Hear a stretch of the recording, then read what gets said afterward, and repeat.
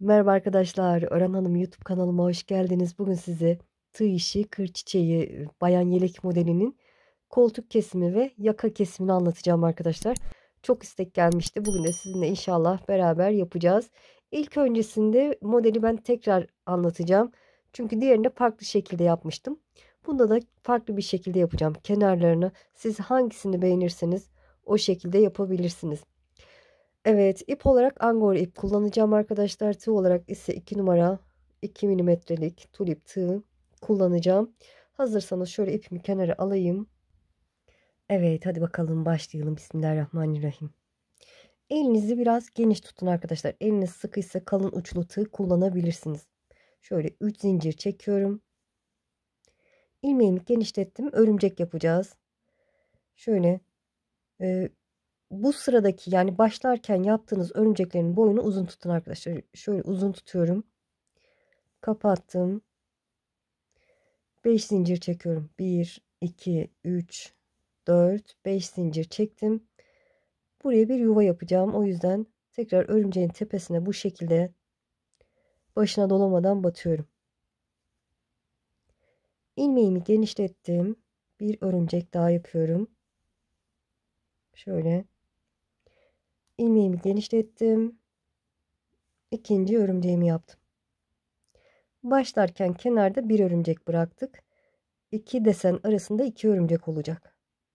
Şimdi 5 tane zincir çekiyorum. 1, 2, 3, 4, 5.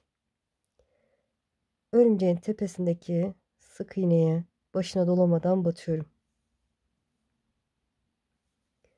Bir örümcek daha yapıyorum. Hatta iki tane yapacağız. Dediğim gibi iki desen arası iki örümcek. Bir, ilmeğimi genişlettim. 2, 5 tane zincir çekiyorum. Örümceğin tepesine bu sık iğneye başına dolamadan batıyorum. Evet. Ne örmek istiyorsanız arkadaşlar yelek örecekseniz önce arkasını örecekseniz arkasının boyutunda bu şekilde yaparsınız. Kenarda bir tane olacak. Sonra bitişte de bir tane olacak arkadaşlar örümceğimiz. O şekilde ayarlarsınız. Kıyafetinize de ölçebilirsiniz. Son örümceğimi yaptım. Ve çeviriyorum. 3 desen yeterli diye düşünüyorum arkadaşlar. Tığıma doladım. İlk önce deseni anlatacağım. Bu yuvanın içine bir doladım. Girdim. İlmeğimi aldım. İlk önce tek. Sonra 2. Sonra 2 çektiğim trabzan yaptım. Örümcek boyutunda yaptım. 3 zincir çekiyorum. Bu geriye doğru trabzanla örümcek arasındaki boşluğa batarak sık iğne yapıyorum. Pipirik yapıyorum. Tığıma doladım. Aynı yuvaya yine giriyorum. İlmeği aldım. İlk önce tek. Sonra 2. Sonra 2 çektiğim trabzan. 3 zincir. Tepesine şöyle geriye doğru arkadaki boşluğa girerek sık iğne yapıyorum. 6 tane trabzanlı pipirik yapacağız. Tığıma doladım. Aynı yuvaya giriyorum. Üçüncü trabzanımı yapıyorum. Bir dolayıp 3 defa da çektim. 3 zincir. Tepesine sık iğne yapıyorum. Ve pipirimi yapmış oluyorum. Evet, dördüncü trabzan. 3 zincir. Aralarda zincir yok. Tepesine başına dolamadan batıyorum. Tığıma doladım. Trabzanımı yapıyorum. 3 zincir. Tepesine başına dolamadan batıyorum. Evet, kaç oldu? 5 tane olmuş. 6.'yı yapıyorum. İlk önce tek, sonra 2, sonra 2 çekiyorum. Boyunu uzun tutuyorum gördüğünüz gibi. 3 zincir. Geriye doğru tepesine başına dolamadan batıyorum. Hiç zincir çekmeden bu iki örümcek arasındaki sık iğneye başına dolamadan batıyorum. Evet, bu şekilde oldu. Tığıma doladım. Sıradaki yuvaya yine bir dolayıp 3 defa da çektiğim trabzan, 3 zincir, tepesine başına dolamadan batıyorum. Bu şekilde 6'ya tamamlayalım arkadaşlar. ikinciyi yaptım. 3 zincir. Tepesine batıyorum. Evet, 6'ya tamamlayalım. Evet, 6 tane trabzanlı pipirimi yaptım. Şöyle bu aradaki, yani iki örümcek arasındaki sık iğneye başına dolamadan batıyorum. Tığıma doladım. Sıradaki yuvaya yine 6 tane trabzanlı pipirik yapıyorum. Birinci trabzanımı yaptım. 3 zincir, tepesine başına dolamadan batıyorum. Evet, bunu da 6'ya tamamlayalım arkadaşlar. Evet, 6'ya tamamladım. Son olarak burada ilk yaptığımız sık iğne zincire, bakın buraya zincire başına dolamadan batıyorum. Evet, şöyle alt kısmı böyle durdu ama üzerine örünce düzelecek arkadaşlar. Tabii ki örümcekleri çok küçük yapmadıysanız, küçük olursa böyle durur. Benimki normal, bakın duruyor. Üzerine ördükçe düzelecek. Evet, şöyle çevirdim. Burada diğerinde düz bir şekilde gitmiştim arkadaşlar. Diğer modelde burada ne yapacağım? Şöyle batıyorum. Bakın batıyorum şuraya. İpimi şuraya kadar ilerleteceğim. İlmeği aldım. İlmeği içinden geçirdim. Şöyle sıradaki, bakın buraya batıyorum. Bir üst sıraya geçmek için ilmeği aldım. İlmeği içinden geçirdim. Kaydırma tekniğiyle ilerliyorum. Şuraya batıyorum. İlmeği aldım. İlmeği içinden geçirdim. Şöyle ön tarafta belli olmuyor. Arka tarafta da bu şekilde duruyor. Sıradakine batıyorum. İlmeği aldım. İlmeği içinden geçirdim. Evet. Şöyle sıradaki, bakın. Üçüncü trabzanın üzerine geldim. Batıyorum. İlmeği aldım. İlmeği içinden geçirdim. Sonra şöyle bu pipire başına dolamadan batıyorum. Bu şekilde. 4 zincir çekiyorum. 1, 2, 3, 4. Sıradaki pipirin tepesine yuva yapıyorum. Yani başına dolamadan batıyorum. Yuvalarımızı bu iki pipirik arasına yapıyoruz. Şimdi 2 tane örümcek yapacağım. İlmeğimi genişlettim. Bu sefer örümceklerimizi kısa tutalım. Bir örümcek yaptım. İlmeğimi genişlettim. İkinci örümceğimi yapıyorum. Sıradaki, bakın desenin 1, 2, 3. trabzanlı pipirin üzerine, pipirinin üzerine başına dolamadan batıyorum. 4 zincir. Sıradaki pipireye geçiyorum. Başına dolamadan batıyorum. Bu şekilde. 2 tane örümcek. Dediğim gibi bu örümcekleri biraz kısa tutalım. 1, 2. Şöyle denk gelecek arkadaşlar. Şöyle tutarsınız. 3. örümceğe denk gelecek, bakın. Sıradaki desenin 1, 2, 3. pipiriğine başına dolamadan batıyorum. 4 zincir. Sıradaki pipire başına dolamadan batıyorum. Evet. İlk sıramız bu şekilde olacak. Şimdi 1, 2, 3, 4 zincir çektim. Çevirdim. Tığıma doladım. Bu yuvaya bir dolayıp yine ilk önce tek, sonra 2, sonra 2 çektiğim trabzan yapıyorum. Bu 4 zincir az geldiyse 5 çekebilirsiniz. 3 zincir tepesine başına dolamadan batıyorum. Tığıma doladım. Aynı yuvaya ikinci trabzanımı yapıyorum. 3 zincir tepesine başına dolamadan batıyorum. Evet, yine 6'ya tamamlıyoruz. Üçüncüyü yaptım. 3 zincir tepesine başına dolamadan batıyorum. Dördüncüyü yapıyorum. 3 zincir tepesine başına dolamadan batıyorum. Beşinciyi yapıyorum. 3 zincir pipirimi yaptım. 6. trabzanımı yapıyorum. 3 zincir tepesine batıyorum. Evet, yine de sayalım. 3, 6 tane oldu. Bakın, 2 örümcek arasındaki sık iğneye, yuvaya başına dolamadan batıyorum. Hiç zincir çekmeden tığıma doladım. Sıradaki o 4 zincir çektiğim yuvaya yine 6 tane trabzanlı pipirik yapıyorum. Evet. 6'ya tamamlayalım. Evet, 6'ya tamamladım. Yine 2 örümcek arasındaki yuvaya başına dolamadan batıyorum. Tığıma doladım. Sıradaki yuvaya geçiyorum. Yine 6 tane trabzanlı pipirik. Modelimiz çok kolay. Gördüğünüz gibi çok da çabuk ilerliyor. Evet, bunu da 6'ya tamamlayalım arkadaşlar. Evet, 6'ya tamamladım.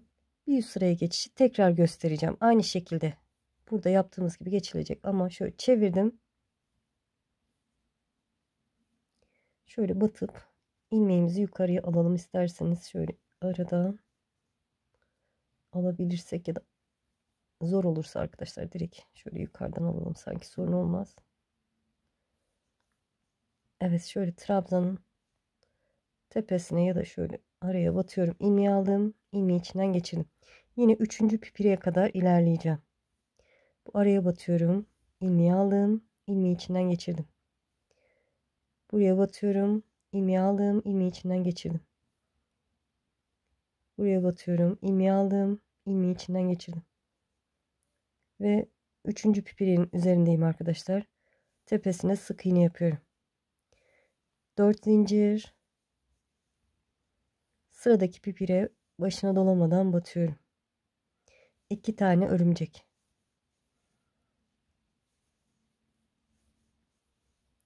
Evet. Yine sıradaki desenin 3. pipirine, bakın 1 2 üçüncüye başına dolamadan batıyorum. 4 zincir. Sıradakine başına dolamadan batıyorum. Birinci sırada bu şekilde, ikinci sırada da her bir yuvaya 6 tane trabzanlı pipirik. Evet, yine karşı desenin 3. pipiriğine başına dolamadan batıyorum. 4 zincir.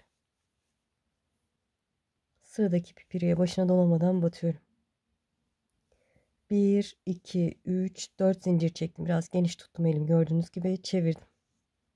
Bir üst sıraya geçişte bu şekilde tığıma doladım. İlk önce tek, sonra 2, sonra 2 çektiğim trabzan. 3 zincir. Tepesine başına dolamadan batıyorum. Artık bilirsiniz arkadaşlar. Şöyle bu şekilde devam ediyor modelimiz. Bu şekilde yaparsınız. Koltuk kesimine gelene kadar örersiniz arkadaşlar. Şöyle ben şunu da göstereyim. Böyle hazırladım ben öncesinde. Bu şekilde hazırladım. Size anlatacağım inşallah. Evet, şunu kenara alayım. Evet, ilk önce sol önün yapımını anlatacağım. Yaka ve koltuk kesimini anlatacağım arkadaşlar. Çünkü sağ daha kolay. Size zor olanı daha detaylı anlatacağım. Sağ önü de böyle kısaca anlatacağım inşallah videonun sonunda. Evet, ben hazırlamıştım, söyledim zaten. Şöyle 6 tane trabzanlı pipirik yaptıktan sonra çeviriyorum. Sol önde burası yaka olacak, yaka oyuntusu olacak. Burası da koltuk kesimi olacak arkadaşlar. Koltuk kesimi için ben 2 tane desen eksilteceğim. Şöyle şuraya kadar öreceğim. Siz 1 ya da 2, siz kendiniz bilirsiniz arkadaşlar. O şekilde ayarlarsınız. Evet. Şöyle çevirdim. Yine kaydırma tekniğiyle 3. pipirime kadar ilerleyeceğim.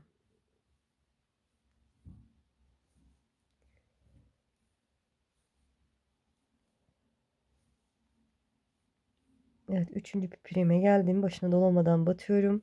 4 zincir. Sıradakine başına dolamadan batıyorum. 2 tane örümcek. Biraz hızlı anlatıyorum, bilirsiniz. Kolay olan yerleri hızlı anlatacağım. 2 tane örümcek yaptıktan sonra 3. karşı desenin 3. pipiriğine başına dolamadan batıyorum. 4 zincir. Sıradaki pipiriğe başına dolamadan batıyorum. Yine 2 örümcek. Bu şekilde ilerleyelim. Şöyle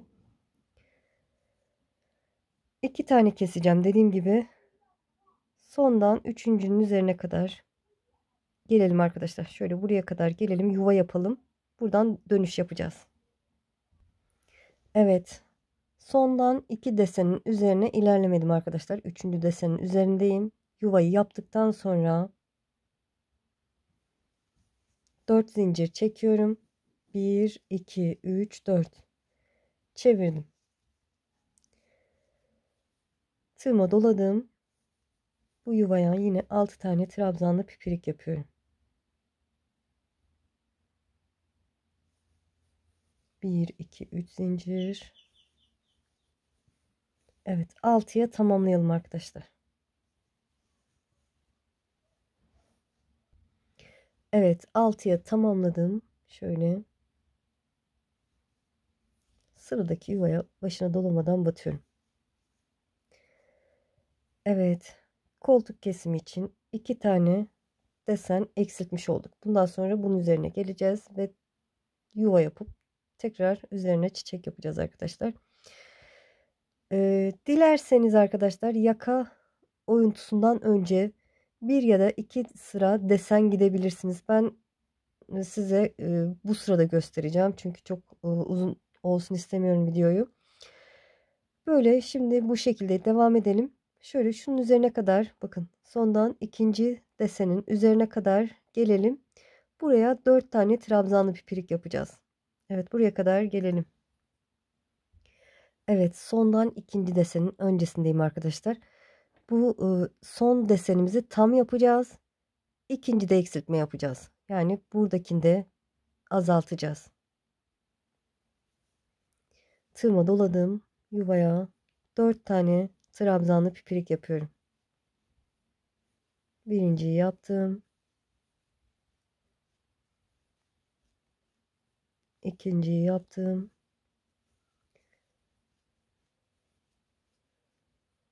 Üç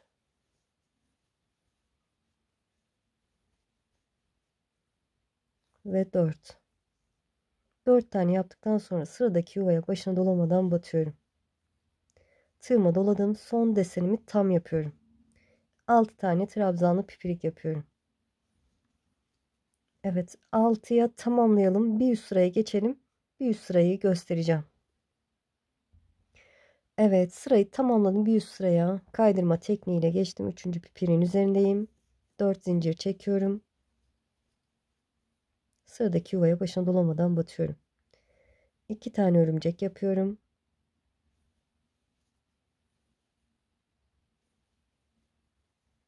Evet 4 tane trabzanım var. Gördüğünüz gibi 4 tane trabzanlı pipiriğim var.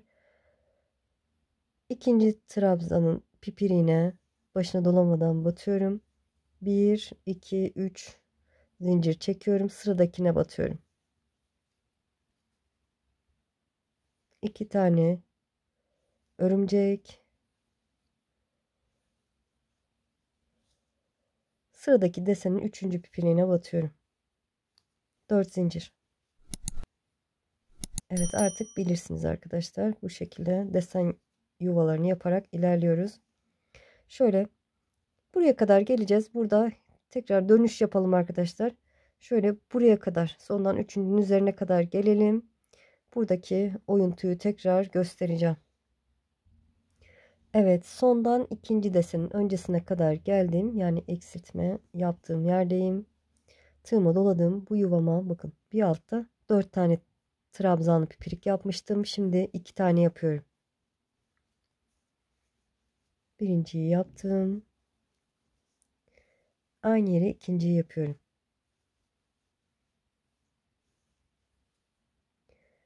Sıradaki iki örümcek arasındaki yuvaya başına dolamadan batıyorum. Ve son desenimi yine tam yapıyorum. Yani 6 tane trabzanlı pipirik. Evet. Bu şekilde yaptık. Bakın. Sırayı tamamlayalım. Bir üst sıraya geçelim. Yine bir üst sırayı göstereceğim. Evet sırayı tamamladım. Gördüğünüz gibi kaydırma tekniğiyle 3. pipirin üzerine geldim. 4 zincir çektim. Sıradaki yuvaya başına dolamadan batıyorum.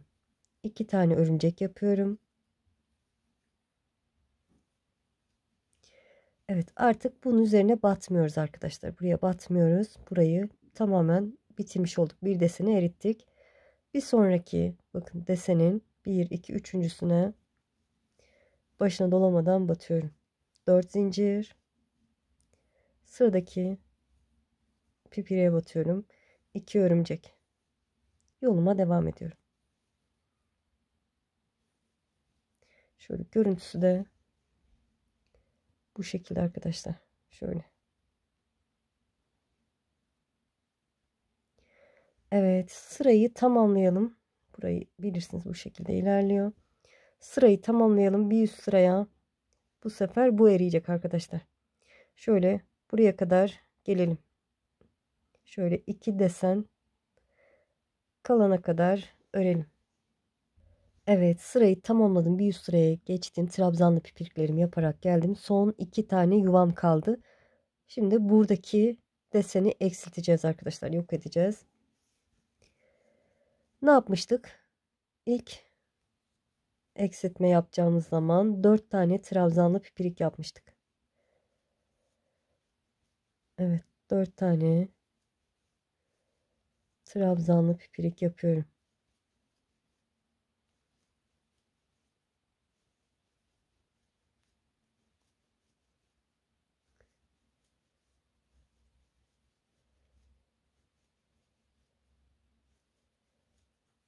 Şöyle bakın 4'e tamamladım ve sıradaki 2 örümcek arasındaki yuvaya başına dolamadan batıyorum. Tığıma doladım. Sıradaki yuvaya geçiyorum.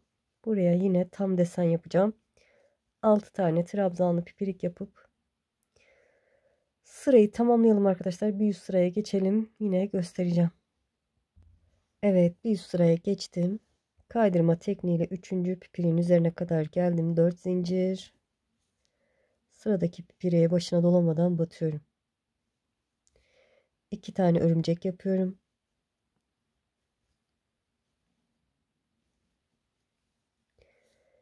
4 tane trabzanlı pipirim var. İkincisine başına dolamadan batıyorum. 3 zincir, sıradakine batıyorum. Ve yoluma devam ediyorum. 2 örümcek.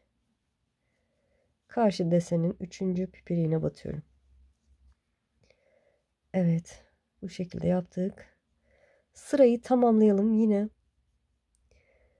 Bir üst sıraya geçelim. Son 2 yuva kalana kadar örelim. Evet, bir üst sıraya geçtim ve son 2 yuvam kalana kadar ördüm. Bir altta 4 tane trabzanlı pipirik yapmıştık. Burada da 2 tane yapacağım.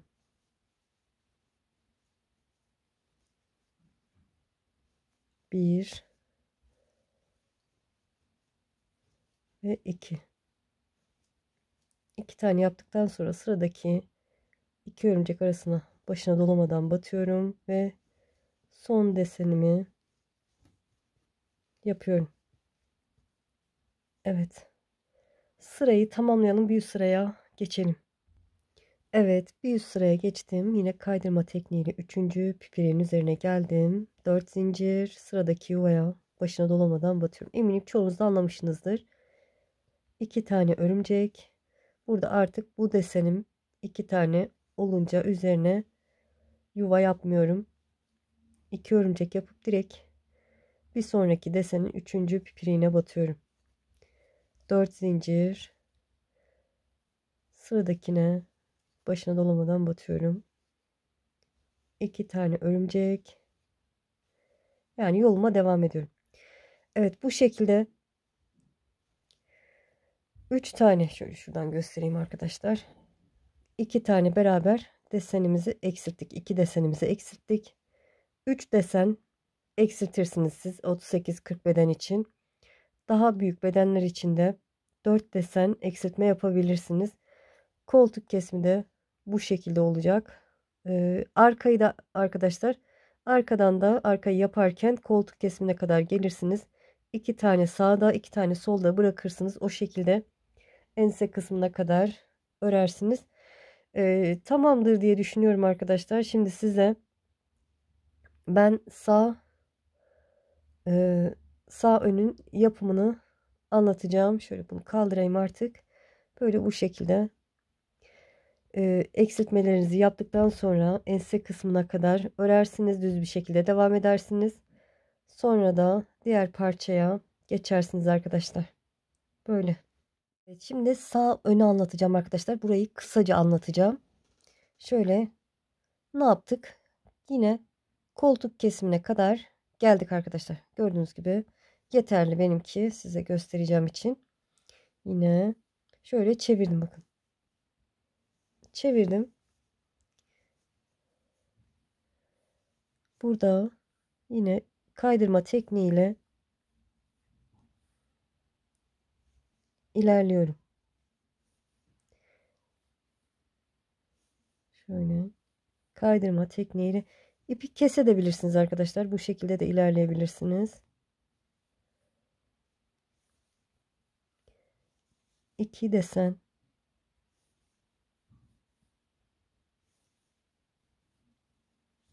eksilteceğim için şöyle üçüncü desene kadar ilerleyeceğim. Kaydırma tekniğiyle buralara batarak, kastırmadan, çok kastırmadan arkadaşlar. Yani ilmeği geniş tutuyorum. Böyle. Evet, şuraya kadar gelelim arkadaşlar. Buradaki üçüncü pipireye kadar, üçüncü desenin üçüncü pipiriğine kadar gelelim. Evet. Üçüncü pipiriğin üzerine kadar geldim. Şöyle başına dolamadan batıyorum. Yuva yapıyoruz arkadaşlar. 2 tane koltuk kesimi için ayarladık. 4 zincir. Sıradaki pipireye başına dolamadan batıyorum. 2 tane örümcek. Buradan sonrasını bilirsiniz arkadaşlar. Evet, şöyle sıradaki desenin üçüncü pipiriğine batıyorum. Sık iğne yapıyorum. 4 zincir. Sıradakine batıyorum.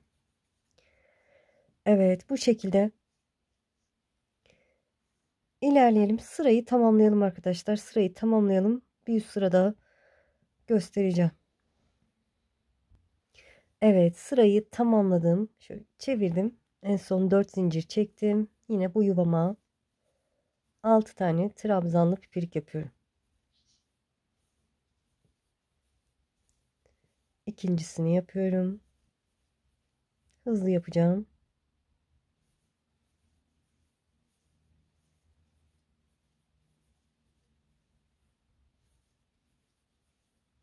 Evet, dördüncüyü yapıyorum.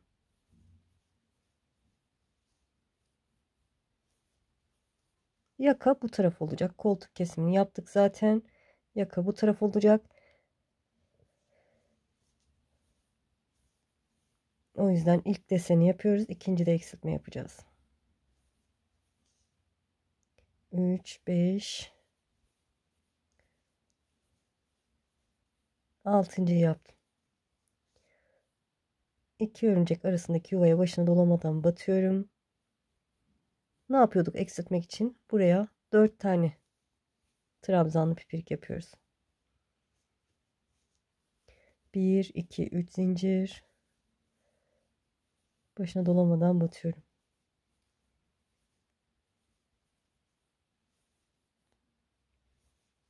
İkinciyi yaptım.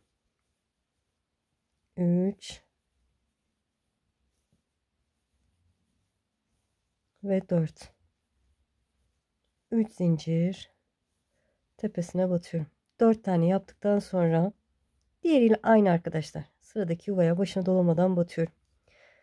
Sadece burada ön yüzde ikinci deseni eksiltme yapacaksınız. Sonra bu bitecek.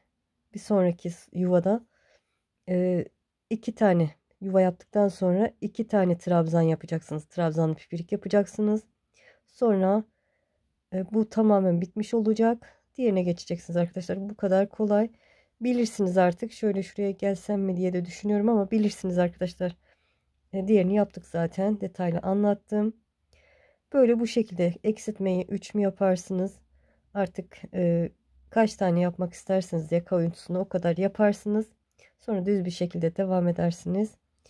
Böyle En sonda alt kısmını arkadaşlar, alt kısmını şöyle şuradan ipi sabitleyip şöyle şuraya sabitleyip arkadaşlar, şöyle burayı da biraz göstereyim. Şöyle sabitleyeyim. Alt kısmını gördüğünüz gibi sabitliyorum. Buraya yine 6 tane trabzanlı pipirik yapıyorum. Alttaki çiçeklerimiz tam olacak.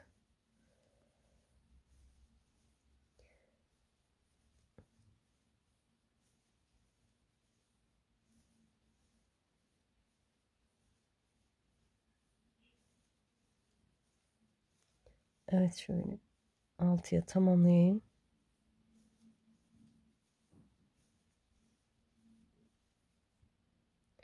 Üç, 5.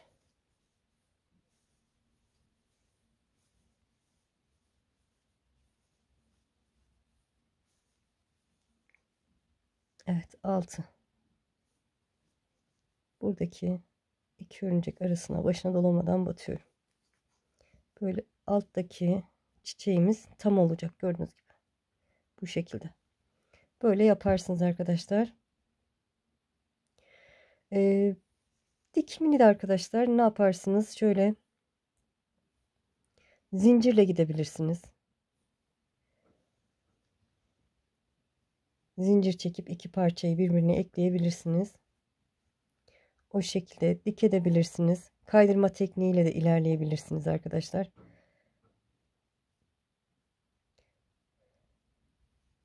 Böyle. Evet.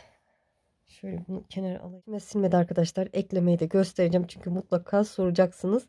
Ne yapacağız? Ben şu diğer yaptığım küçük parçayı 3 desen olana kadar ördüm. Şöyle bakın. Tersinden birleştirelim. Şöyle iki parçanın düz kısımları kendilerine bakacak şekilde tutuyorum. Şöyle buradaki son pipire, son desenin kenardaki pipirine iki parçayı birden ipimizi sabitleyelim arkadaşlar. Benimki ipimi kesmediğim için buraya sabitledim. Yani sık iğne yaptım. 1, 2, 3, 4, 5 zincir çekiyorum. Yeterli mi? Bakarsınız, şöyle bakın bu şekilde. Sıradaki bakın denk gelen iki tane uçtaki pipirikleri iki parçaya birlikte başına dolamadan batıyorum. 5 zincir. Sıradaki desenin son pipiriğine ve karşıdakine bu şekilde başına dolamadan batıyorum. Böyle yaparsınız. Ön taraftan da görüntüsü bu şekilde olur arkadaşlar. Böyle olur. Her parçayı dilerseniz sık iğne ile birleştirebilirsiniz. İğne ile dikebilirsiniz. O şekilde, bu arada zincir olmasını istemiyorsanız arkadaşlar bu şekilde yapabilirsiniz. Fikir amaçlı söylüyorum ben, siz. Evet, iğne ile dikip arkadan sabitlerseniz daha güzel olur. Bu şekilde de dediğim gibi yapabilirsiniz. Benimki fikir amaçlı arkadaşlar. Hangisi gözünüze hoş geliyorsa o şekilde yaparsınız. Kenarlarında bu şekilde de yapabilirsiniz. Yine zincirle böyle gelip üzerine bir de sık iğne de gidebilirsiniz. Böyle de güzel olur diyorsanız bu şekilde de bırakabilirsiniz. Böyle. Başka söyleyeceğim bir şey yok sanırım. Üst kısımlarda son sıra pipirik yaparken şu iki pipiriği birbirine ekleyebilirsiniz arkadaşlar. Böyle. İnşallah anlatımından memnun kaldınız. Beni izleyerek yaptığınız için çok çok teşekkür ederim. Takıldığınız yer olursa mutlaka yorum kısmına yazın arkadaşlar. Cevap vermeye çalışacağım. İnşallah mutlaka vermeye çalışıyorum. Böyle bazen yetemiyorum ama cevap vermeye de çalışıyorum. Evet. Böyle. Şimdi değil de ileride örmek isterseniz kaydet butonuna basın. Kaydettiğiniz videolar arasında daha sonra bulabilirsiniz. Beğeni ve yorumlarınız benim için önemli arkadaşlar. Videolarım daha çok kişiye ulaşması için beğeni ve yorumla destek olursanız çok mutlu olurum. Sizi çok seviyorum. Kendinize iyi bakın. Allah'a emanet olun. Hoşça kalın.